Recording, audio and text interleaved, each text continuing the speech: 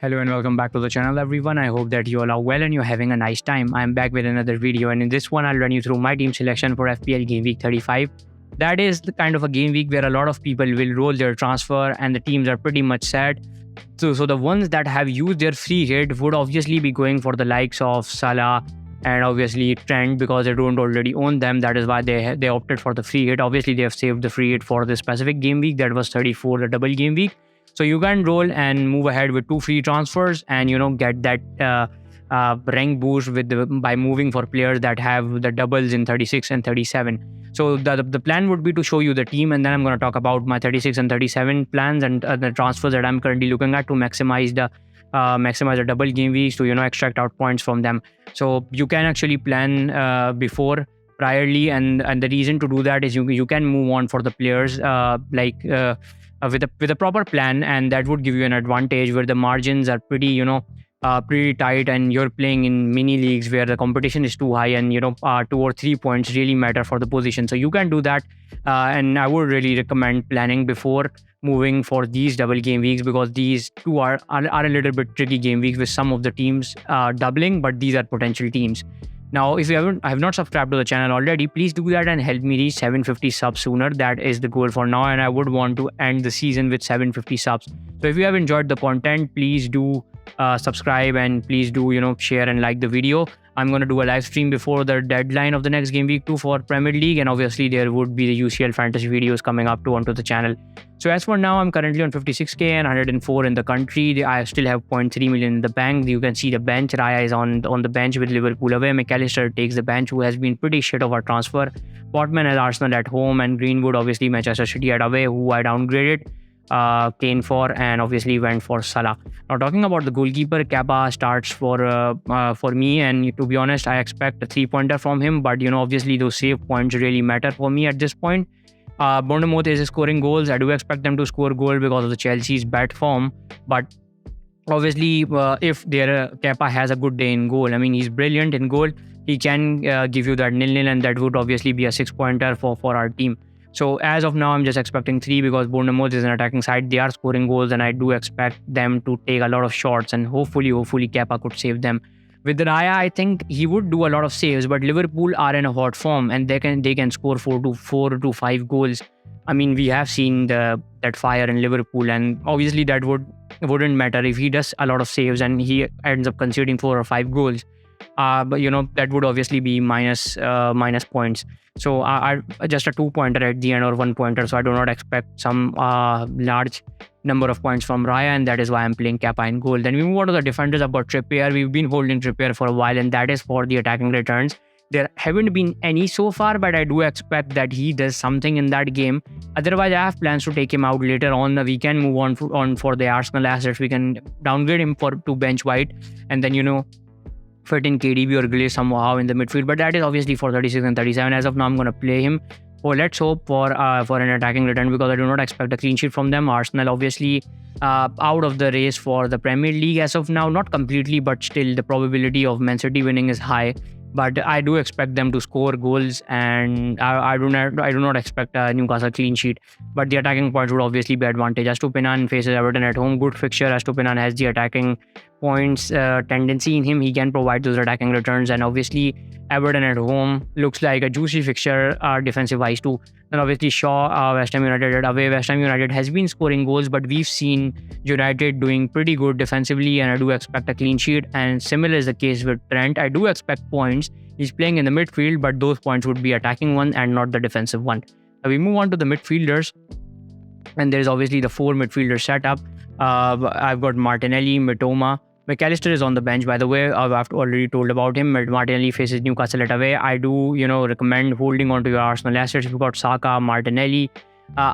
If you want to go for the likes of March, maximize a double, I'd say get rid of probably Saka, because he's holding a lot of bank. But I'd say hold both of them as of now. But if you really need to go for March, I'd say you can get rid of Saka. Go for March, and then use rest of the bank somewhere else. Hold Martinelli or if you've got only Saka, hold him, do not sell him as of now. And the reason would be that because they have some good fixtures coming up, and I wouldn't recommend selling any of your Arsenal assets. If you are, if you don't want to go for the likes of anyone else in the midfield, I would recommend holding on to the Arsenal assets. Now we move on to Salah. He's got Brentford at home, a good fixture for him, and I do expect Salah to explode in this game. Fernandes has been pretty lucky asset.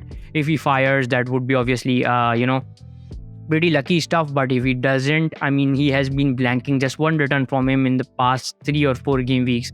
So yeah, where he's gonna be in for till the end of the season because he has a potential double coming up, and that is why I'd hold on to him. Now, if you look at the forwards, I've got 2 forwards, Haaland per my captain, like he has been so far this season. Got Leeds at home, a good juicy fixture, and then Watkins, who faces Wolves at away. I'm not gonna sell him as of now. Not gonna bring in Wilson or Isaac as of now, and the reason is pretty clear, and that is obviously because he has a good fixture. Wolves conceded pretty badly against Brentford, and I expect Aston Villa to bounce back after that Arsenal defeat, after that Man United defeat, and I do expect them to go big versus Wolves, who have been leaky so far this season. Now we move on to the planner, and I'm going to show you how I would look like in 36 and 37 and how I would try my best to maximize the points in those double game weeks. So yeah, let's move on to the planner. And now on your screen is the planner, and this is how my team is looking like for game week 36. Now 4-4-2 is visible. I have got a benching headache in 36. Shaw is on the bench versus Wolves, a good fixture, but I have to bench him. Obviously, we're going to see that in 36 if there are any injury concerns or not. But yeah, we're going to decide that in 36 who to bench and who not to. As of now, what I'm going to do is I will get rid of Salah, sadly. And yeah, I will get rid of Salah, to be honest. Sorry about that pause. I have 2 free transfers just to let you know because I have saved the one in 35. So I will get rid of Salah. Simply go for Rashford here. And what I'm going to do is get rid of Watkins and go for Isaac because I think that he's still a little bit safe. I think he has been pretty good for Newcastle, and I think that he would start a couple more games, and I'm expecting him to start at least the Leeds one. That is a potential fixture. Obviously, if they both start Wilson and Isaac, it could be a delight for the ones that have the double up, but as of now, I think I'd be safe with Isaac. And I would, yeah, as I'm going for him myself, I'd recommend you can go for Isaac.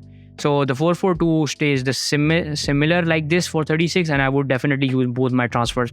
I would have 6.8 in the bank. Now moving on to 37, what I'm going to do is take out this fraud from my side and just go for De Bruyne instead.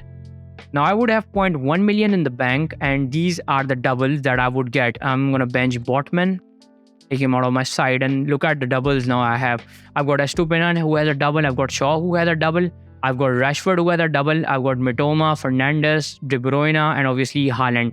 So I think the only single players would be Isaac, it would be Alexander-Arnold 2 and Trippier 3. So 3 of them would be, so I'd have like 8 of them who have a double. Now what I'm going to do is, if I am out of the bank, if obviously Kevin De Bruyne increases, a lot of people go for him, he goes for like 12.4. I'm going to take a hit because it is a double.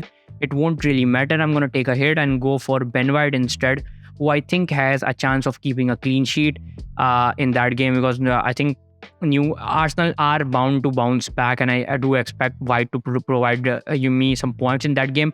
If not the clean sheet, then obviously I would expect him to play that wing back role that he does usually when I don't own him, and return me some attacking points. So I can definitely go for Ben White here, and I would then have obviously bank to spare. Then we'll see what we'll do in 38. But as of now, this is how the team is going to look like in 37. I've shown you how I would adjust the bank if I do have like bank issues. I do not have the money to move for Kevin De Bruyne. But as of now in 37, I've got 8 doublers, and obviously this is how I do plan to maximize doubles. And Haaland would obviously get the armband in both the games if he is expected to start, and there is no Pep Rowlett to strike me. So these are the players that are gonna have the double. Obviously, I forgot to mention Kepa. He has a double 2 in goal. So yeah, this is how the team is going to look like in 37, and these are my transfer plans for 37. So let me know, what are your transfer plans and what are you expecting for 37? How many players would double for you, and what are your current ranks, and how up or how down are you expecting to go in the upcoming game weeks depending upon the situation of your team? I do hope that a lot of green arrows are coming to all of you in the upcoming game weeks, and I hope that we all achieve our target for this season. And obviously, mine is 10K. I do not expect fully to go there, but I'd be happy to finish around 20 or 32. Obviously, not the 10K, but 20, 30 would do for me. And hopefully, you guys would be near or at least would achieve your season goals too. So, yeah, good luck to you, all of you. Thank you all for watching, and please don't forget to subscribe.